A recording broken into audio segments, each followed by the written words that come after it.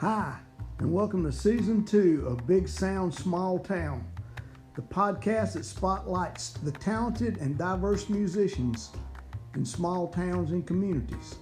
This season we're branching out to include the community of people who make it possible for musicians to be able to perform their music, the producers, the recording engineers, the venue owners, and many others, and as always, the small town musicians. Remember, small town doesn't mean small talent.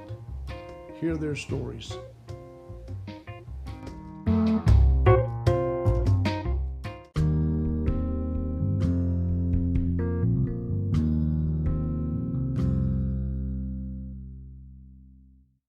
Today on Big Sound Small Town, my guest is percussionist and drummer John Byrne. Welcome to the show, John. You're welcome. Thank you. All right. So what's been going on with you? Work and sleep, and then work some more and then sleep some more. Sleep's one of my favorite things. I love it. I don't get enough of it.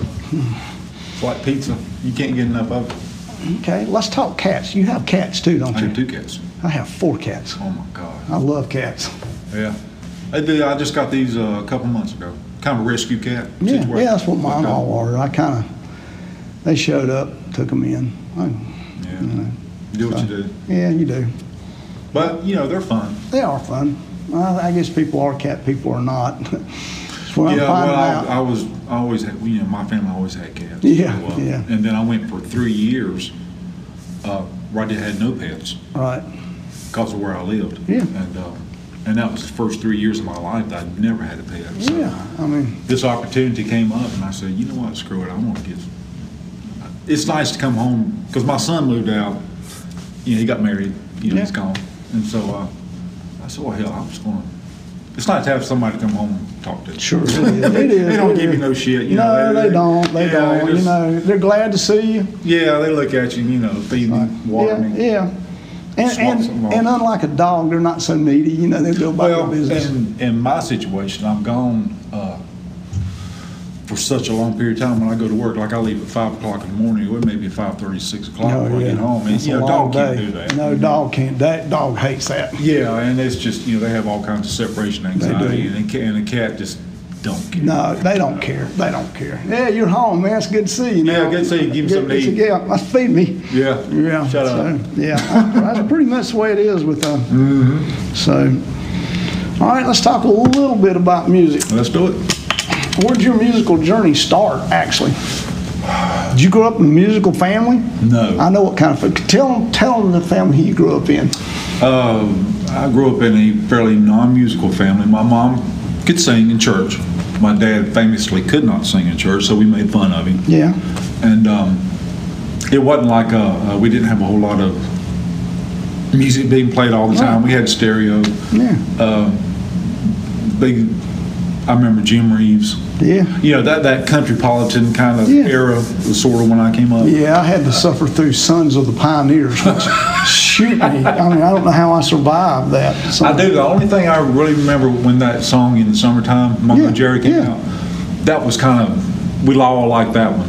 And but other than that, no. My sister, she was in band, but she basically went to doing flag. And, Yeah. But I was in high school band, drummer. Okay, so you did take it up at some point, like in 7th school. grade, yeah. Back in the old days when we had junior high.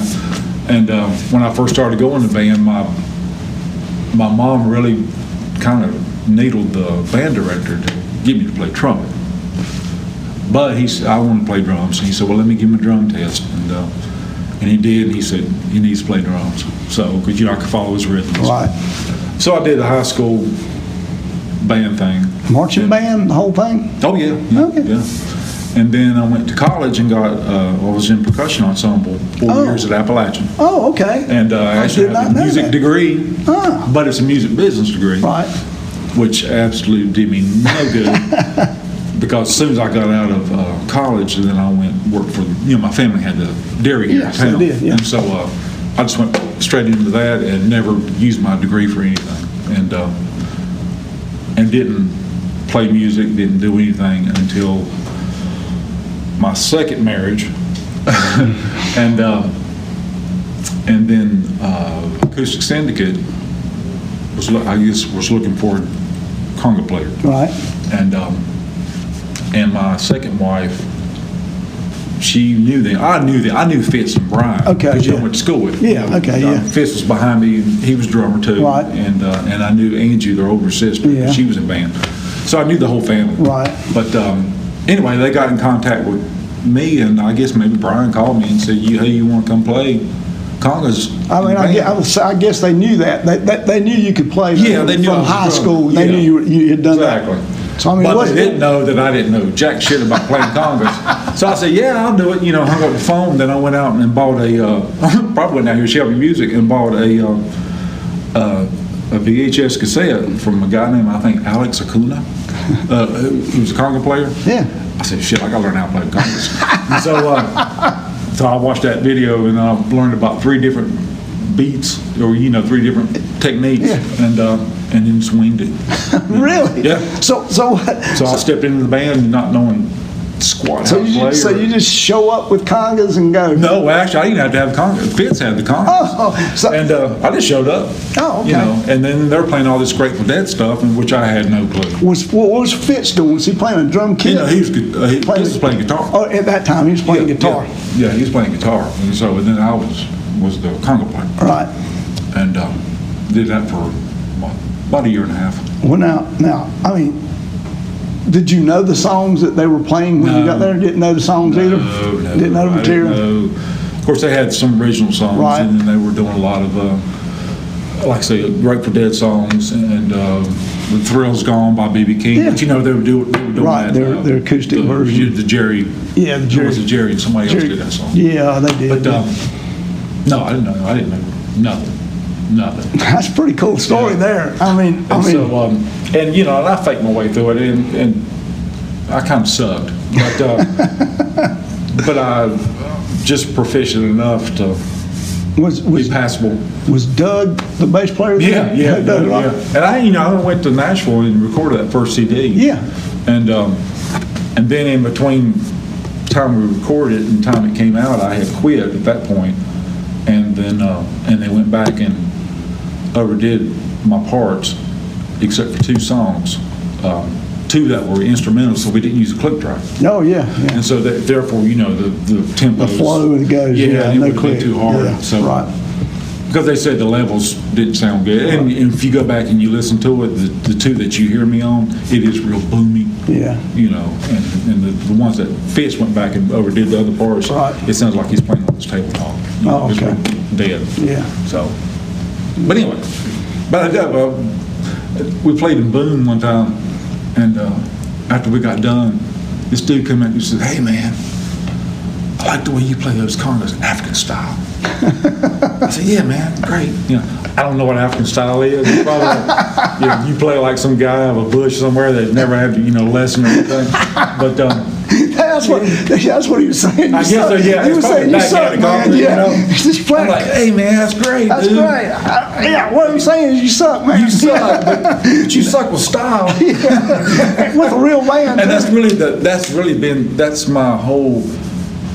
All the bands I've played in is I suck, but I suck with style. That's important. Yeah. That's particularly in a band situation. Mm-hmm. The individual situation, not so much. But in a band, man, you can suck. Yeah, you can suck. I mean, it's all about style anyway. That's it. Exactly.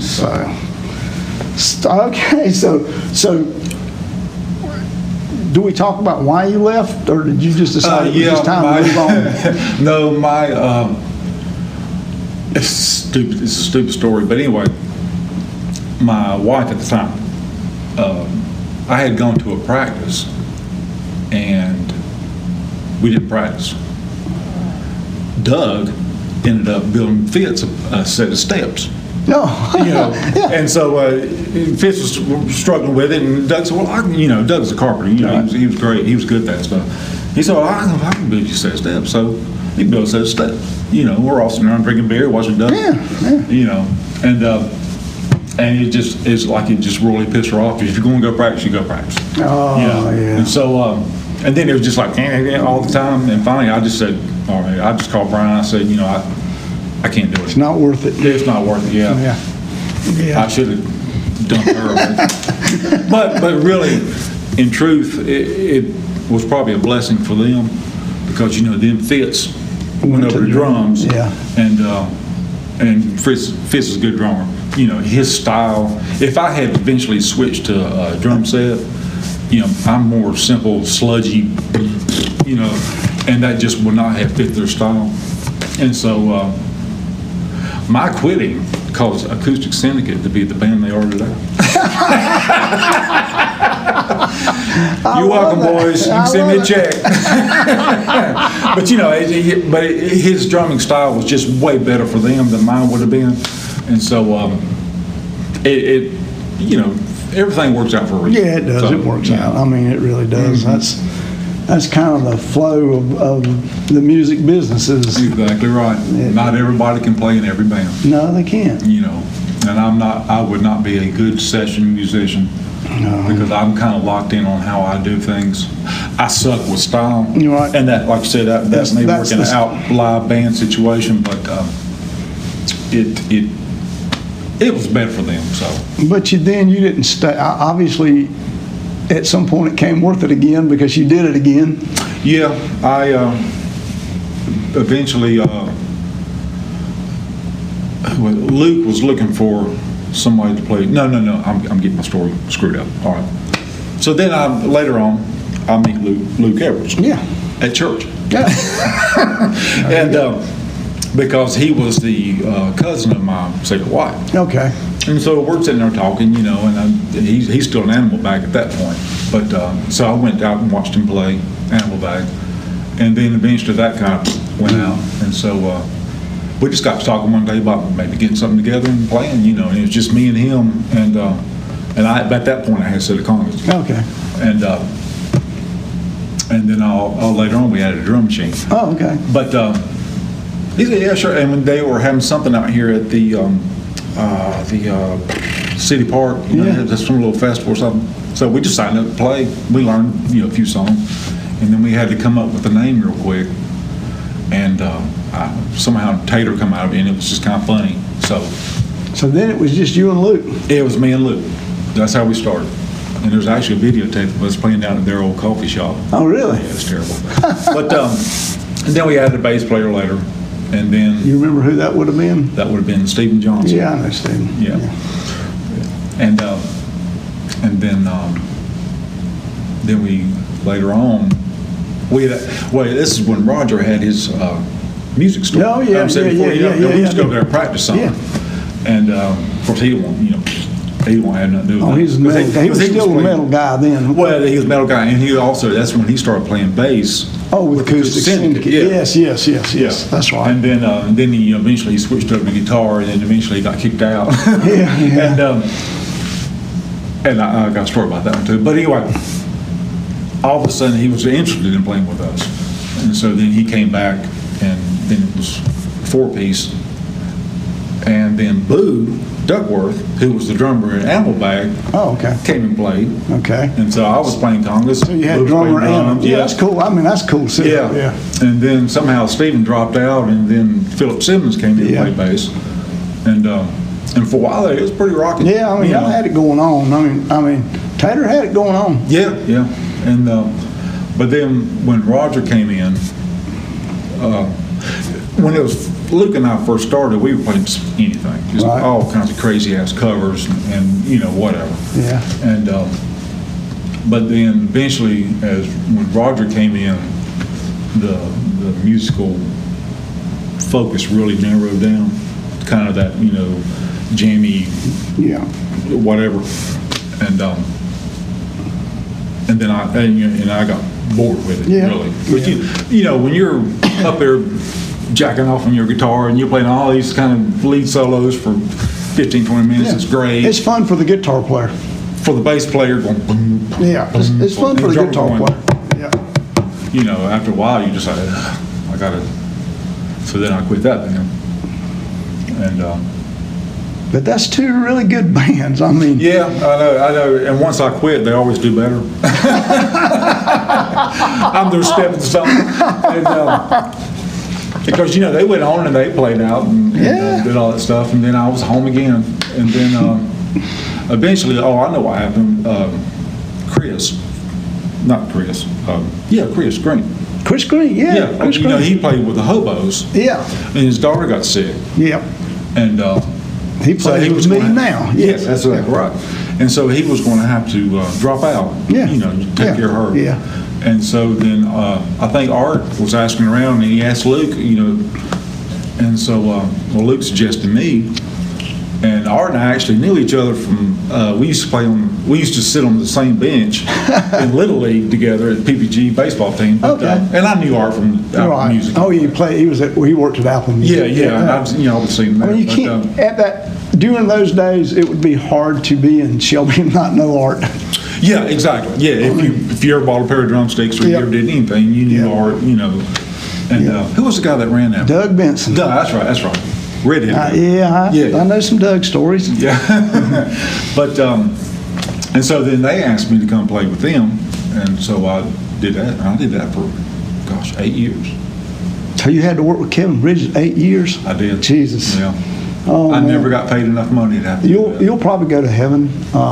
I will. Despite anything you've ever done, because you worked with Kevin that long. That's true. Bless you, brother. I'll ride his back all the way to heaven. Bless you, brother. Yeah. You don't know what you're into. Oh, how long you play with? 4 years now. 4 years. Okay, well, that's one more year and you get the medal. That's eternity. You got your white chip. Well, that's just about. At times that's an eternity. It is. I love Kevin. Yeah, I do too. You can't help but love him. Either you love him or you hate him. And sometimes you do both. At the same time, yeah. You can ask his wife Amy. I'm sure she's done both. Sure. Yeah, I'm sure. So. Or Danny, or Chris. Yeah. Or Art. Yeah. But that was probably my most pleasant experience being in the band. I like the music we played. Eventually it turned into just more covers. Right. But that was fun. Yeah. Because they weren't just stuck in one style. No, they weren't. No, they did a lot of stuff. Yeah, and they did have originals too. So. Yeah. If some nights, if we got bored, we'd go back and play originals. Right. Yeah. If nobody's paying attention, which they don't bars anyway. But always to me the best part when I was in that band was like if we would go somewhere, we'd set up, and then we would have to wait. Right. The waiting part. We're all sitting there eating and drinking. That's the best part because I agree. My stomach would be hurting laughing. That is one of my favorite parts of that band. Exactly. I will have to tell you that. I played in a lot of bands. I don't know what it is that I guess you can't have Kevin without Danny, I guess, but what they bring for the downtime, which in my past, I hate downtime and I've never done well with it. Right. But I agree. They're funny guys and a lot of fun too. Oh yeah. And people miss that too, that aren't in bands. They don't really understand that can either be fun or it can be miserable. Yeah. Either you all separate and go different ways and come back, or like us, we would just all sit there at the bar. And still do. He still does it. I don't know. He's playing in the second band now with a cover band with. They're a bunch of losers, don't they? Yeah, I know those guys. They're probably miserable. They're miserable the whole time. Yeah, I know they are. I know they couldn't be having as much fun as the other part. No, yeah, I know. Bunch of illiterates. Yeah. I mean, that's where you earn your money. Of course, I'm just kidding. I know those guys too. So. Yeah, they're good guys too. Yeah. I don't know how Kevin keeps getting good guys to play with him. I don't know. It's not talent. No. I don't know. I don't know. He's a good salesman. Yeah, he's a con artist. Con artist is probably what it is. Yeah. So you leave that band, what happens? Well, I didn't really officially leave that band. I think we just quit playing. Just quit playing. Yeah. And then I moved up to. Wait, did Ned Lucas play with y'all during this? No, thank God, no. I was not there during the Ned Lucas years. Okay. I heard the stories. Yeah. And I actually went to see Ned play one time. Yeah, Ned's a good musician. Yeah. He killed that Fat Hammond. Yeah, he can. And Chris played with him then. Yeah. And But no, I heard all kinds of dead stories. Yeah, they told me a lot of stories. Grabbing you cymbal, don't play that one. You know. I never had the opportunity to play with Ned, so I don't. I don't know if he's still plugging or not, but God bless him if he is. But anyway, so then I moved up to Burke County for a woman, and you know, and I wasn't playing or wasn't doing anything. I was getting kind of itchy. Yeah. So then I did put out an ad on Craigslist. Yeah. You know, and I had a lot of gay guys. You know, Yeah. I was like, no, I'm trying to be a musician. So, but I had put this ad. I want to play certain. I would love to play these kind of songs. You know, and I had just really obscure X, and I had just old hard honky tonk metal, whatever. And so, and then the guy finally got a hold of me and said they had a band, and they did not play any of that stuff that I just listed. But they were all good guys, and it was 5 miles from my house.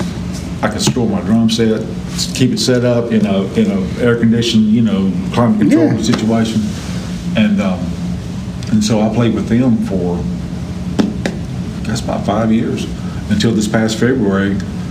And I just kind of got burnt out on that one. And so then I quit. I have not played a note since. Are you available? I am available. If you're in Burke County within 5 miles of my house, I will come play for you. and don't travel far, right? No, well, I don't mind traveling. Okay. I mean, it's just me now, so, Yeah. Okay. That part don't bother me. I'm not, my perfect band situation would be a band that would play out maybe 6 to 8 times per year. Yeah. Now, when you played, you're not just going rehashing the same old junk. You're not playing just one style and that's it. Right. I would love to be in a band that would, like I say, will play a heavy metal song, and then switch over and play a disco song, and then switch over and maybe play a hard honky tonk song. Yeah. But every time that you played out, it was an Something event. different. It was an Something event. People, well, this band's they're going to be here at a certain time, and people come out, and then when you play, then you fade out, but then a couple months later, oh, they're going to be playing here. To me, that would be more exciting for me personally as a musician. If you find that and you need another musician, give me a call. All right, I'll do it. That sounds like fun to me. Yeah, and just because I'm not going to make a career out of this. No. I don't have the ambition now that I'm going to go off and do all this kind of stuff. I'm an old fart just like you're an old fart. Yep. And I like laying around with my cats at home. Yeah, and I do all that too. kind of stuff. And but I still get that itch where I want to play. Yeah. And I don't want to play for the admiration. I mean, I could even be at this point, I could even just get together with guys and just play in the garage. Actually, band practice is as much fun to me as actually playing is. Yeah, playing out's a bitch sometimes. Yeah, it is. You got to haul this stuff. If I had, I was going to say groupies, if I had roadies, it'd be fine. It would be different. Yeah. And I hate, again, I've said this too many times on these interviews, but if I get this after just killing a song, it kind of hurts your feelings a little bit. Man, we just kill that thing. It hurts your feelings, but then sometimes it's just funny. Well, when you get done playing, and you're right, you get that. Yeah. You turn and look at the other people and you just kind of laugh because, I feel like if you go out and you play, even if you play shit nobody wants to really hear, but you play it like you really love it, there's going to be one dude out there. No, there is. In the very back that's going to just rock out. Yeah. Because you play in bars now, you're background music. You are.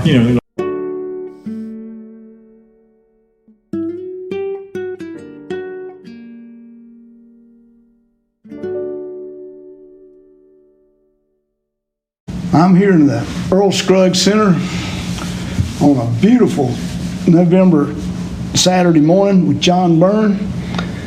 And we're talking music. We're drunk. And we're drunk, yes. We are. No, not yet. No, not yet. It's early in the day. We're here talking music and talking shit. There you go. Which is a whole part of music business. You need to drop that big sound, small town thing. We're here talking music and talking shit. Yeah. That needs to be the name of your podcast. I might just change that. That's pretty good. Sure. Because I tune in. if you ever been around musicians, you know that's about half of what they do. Really? We're talking music, talking shit. Talking music, talking shit. I mean, that's what happens with musicians. Yeah. People Shit with have other musicians. yeah, that's true too.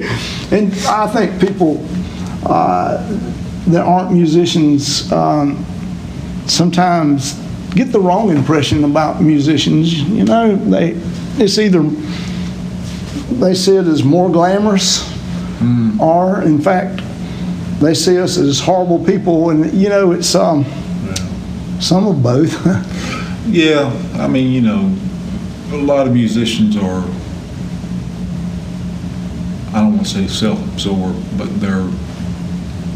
we're weird. Yeah, you they're know, all we're weird, and that's okay. Yeah, And the weirder you are, a lot of times, the better musician you are. True. This is true. Because your mind is so focused on that one thing, but you don't have any kind of social skills. No, You know. no, you spent too long in your room Yeah. with your instrument. Hunkered over doing what you do. You know, like we were talking about before you started this. You know, the 10,000 hours Yes. that it takes for you to. You know, you've put in a few thousand hours. No, explain this. Pick this up for our listeners, you and I, about the 10,000 hours. You know, anything that you do that you master, you generally have to do 10,000 hours. I don't know who come up with that. Maybe that Malcolm Gladwell guy. It sounds right. Yeah. I mean, you know, in order to truly master it, whether it be music or golf or you know, whatever, you generally have to do about 10,000 hours. David Martin told me one time that don't even take up the banjo unless you got 7 years to work on it. If you don't, you're not really going to be a banjo player. I can believe that. And I believe that too. Yeah. Or you just don't be a banjo player. I think the world has enough of those. Listen, we live in Cleveland County. If you pull out a banjo, I forgot where we're at. Strike that. I did not say that. if you pull out a banjo in Cleveland County, you better be able to play it. Yeah, that's right. Because you are in the hotbed of where all this shit came from. Banjo town, no doubt. Yeah, you don't. But you know, if you start playing string bean style banjo, Yeah. you know, Grandpa Jones strumming, you're just not gonna cut it here. Yeah, no. Nobody ever plays that anymore, do they? They don't, not much. What's that called? Claw hammer. Okay, all right. They do, but you have to go up in the mountains. Yeah, You got a square dance, all that kind of stuff. Okay. contra dance. Can't shave under your armpits. Yeah. Yeah. Or your legs either. So I guess that's a lost art. it is a lost art. I actually know a couple musicians that do that, and I have to admit, I'm speaking from experience because I was an old-time fiddle player for a while, which is occult Right. in every way. You worship at the shrine of Tommy Gerald if you live in North Carolina, and you spend your summers going to Galax, Virginia, or Cliff Tops, West Virginia, Yeah. and dancing, which So you can dance and play at the same time. yes, Can you? yeah, not well at either one of them, but Well. then I can't do either one of them well if I separately either. No. No. It's like playing. I can play bass and harmonica at the same time. I don't know. Just not well. I don't know how anybody does that. Even drumming Yeah, and singing. yeah. It is I hard. can't. I agree. know, I don't see. I don't see how drummers do it either. Drummers. How many drummer jokes have you heard in your life? Plenty. Yeah. And banjo jokes. Yeah. Well, Who was Alan Biggerstaff told me one time. He said, "You know what perfect pitch is on a banjo? It's when you can throw it in a dumpster from 20 feet out without hitting the sides." somebody told me once, He was not a banjo fan. someone told me once the best two sounds in the world was an accordion falling on top of a banjo. I have been accused of being the anti-drummer before. Oh, really? Matter of fact, Kevin was the one that told me that because I showed up on time. No, that's a strike I against you. showed up with my drums, That's 2 strikes. and I also would help carry things that No. my drums too. No. I know they have one guy dude that played with them. Showed up one time, drummer. He didn't bring his drums. He didn't bring his drums. That sounds like somebody Kevin would play with. Yeah. Yeah. So he doesn't strike gold every time. You and I are gold. Yeah. But he's had his. Yeah, it sounds like. He's had his other downfalls. Yeah. But we all have. He has. So. Oh yeah, my list of people that I've played with is not the most sparkling either. So what's the future? I'm going to have to be honest. I have played with some really good people. You have actually. I've really been blessed in that department. Syndicate and Tater and the Hobos / Happy Endings, and this last band I was in that was we started out our name originally was Winterbush, and then it's kind of a weird story, but anyway, the guy that was playing guitar for us was in a really horrific boat accident. Boat accident? Boat accident. Yeah, he actually rammed another boat in Lake James. It's kind of nice. Anyway, in the process, he lost his right arm. Oh, that's terrible. From the right below the elbow down, and so we just stopped playing. Right. Yeah.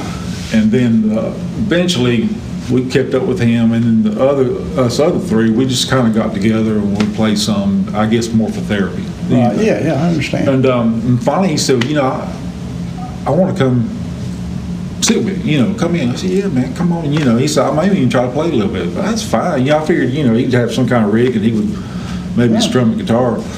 And well, he comes in and he's got this homemade deal where he had like a banana clip and glue gun, and he had a pick, but he could actually sit there and pick. No. Really? He could pick. I mean, he was a blues player. Oh, and cool. We'd had some other guys come in and play, and they were all right, but he came in and outplayed everybody that we had with his little stump deal going on. That's a great story. And then eventually he got a more professional made whatever that held the pick and did all that kind of stuff. And so we just picked right up and started playing again. And, wow. Yeah, and so eventually we've changed our name to One Armed Dangerous. No, that's pretty funny. But yeah, it was a miracle. It really was a miracle for him to come in and play like he played. And we even actually went and played in Charlotte, one of the last things we did, for like an amputee group or whatever, So there's people out there, that lost a leg or lost an arm, but they got to see this guy come in. I bet they really liked that. Yeah, oh yeah, they loved it. And, it was really inspirational. I'm sure it was, yeah. Because once you play, it's hard not to play. You have actually played with a lot of. Yeah, so I've been blessed. You have really there. Yeah, and then when I left them, they went on to better things, and so I sacrificed myself for their fame and glory. And I stayed home with my cats, still wait for my residual check. Yeah, well, trust me, the last one I got, 13 cents. So, I think Luke was telling me one time, when he was in Animal Bag, they played on a TV show. Yeah. My So-Called Life. Yeah. And I don't know if they still do now, but he said every once in a while he'll get a residual. It may be like 50 cents or whatever. But, oh yeah. I still have some come and kind of make me cry. So I'm kind of in shame for my grandkids to see them. Oh well. Yeah, but it's what it is. Yeah, you either cry or laugh about it. No, they were bigger at one time, but it's just part of it. Yeah. So did you get one? Yeah, occasionally. Save them up and get you a candy bar. Maybe. It's kind of like podcasting. I got a sponsor. I was thinking that that it was going to be $17.50 every time someone listened. Mm-hmm. I thought, man, I'm in the money. That'd be pretty good. It's $17.50 for every 1,000 listens. So yeah, no, but you know, I mean, Hey, well, you know. so But do you like doing it? I love doing it. Actually, this has been as much fun as or as close to as fun playing music. It's I have. This is kind of like waiting to go on to play. It You know, kind we're talking about of that- is. that It part. is. I Yeah. never thought about Yeah. that. So- It kind of is, and I've met a lot of people that I either didn't know very well or just knew who they were. Kind of in your case, Right. You know, and it has really, for the most part, been a lot of fun, real fulfilling, because the whole mission of it is there's a lot of good musicians, and when we're all gone, who's going to remember that any of it happened? Yeah, that's true. And maybe a piece of it will be around for, Oh, this is off in space now.